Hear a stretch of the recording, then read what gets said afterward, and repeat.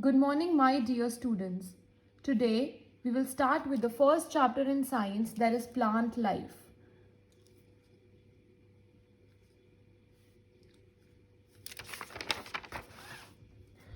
Okay, so the topic for today from this chapter is about seeds and its parts. Before we start to study about seeds, we should know about the word reproduction. Why seeds are important and what are seeds is the prior knowledge we should have. You all must have seen different types of plants around you. Why do we need to have plants around us? Because they are of great importance in our daily lives, and you know that plants give us many useful things. These are different types of plants. Now, to understand about how a plant grows, we need to understand about a seed. Seed is a part of a plant which helps it to develop into another such plant. So here we introduce with the term reproduction. So once again, like all living things, plants also reproduce. So what is reproduction? The process by which a living organism produces more of its own kind is called reproduction. Hence, we can say that seeds help the plant to reproduce. Now, always keep in mind that all plants do not reproduce from seeds. So how do such plants reproduce? We will study about them later. But first, our focus is that how reproduction takes place from the seed. How a plant reproduces from a seed. So to understand this, let us study about a seed, its importance and its various parts. First point to keep in mind is that seeds are found inside the fruits.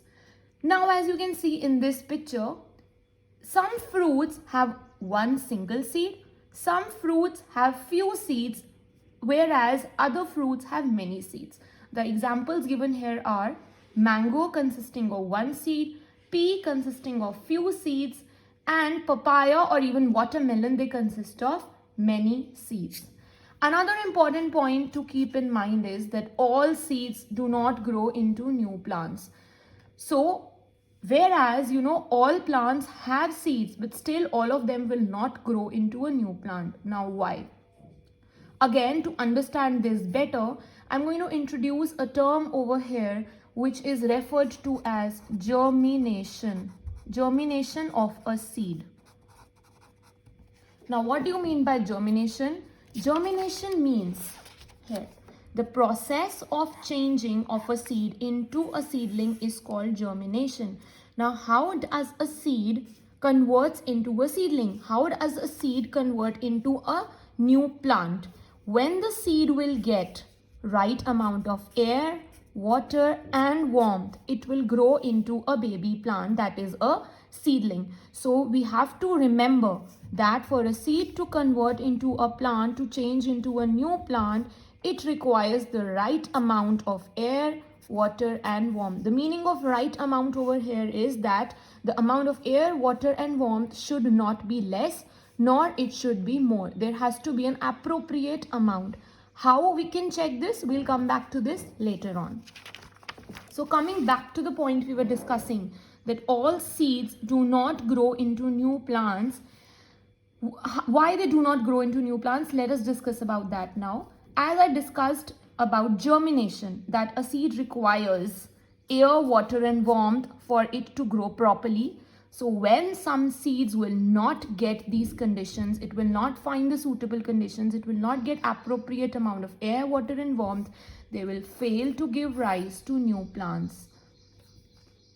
The second point, why some seeds will not grow into new plants? The second point is that some of the seeds will not develop fully and hence they will not be able to give rise to a new plant. Third point, that some seeds, they get destroyed by insects and other animals. We know some birds that chirp, that bite onto seeds, that eat seeds, and hence these seeds are destroyed by these birds and even some insects. Some animals, they can unknowingly step on the seeds and the seeds can be destroyed. You must have seen seeds with holes in them. So when there is a seed with a hole, This tells us that the seed has been destroyed by some insect or an animal and they cannot grow into new plants.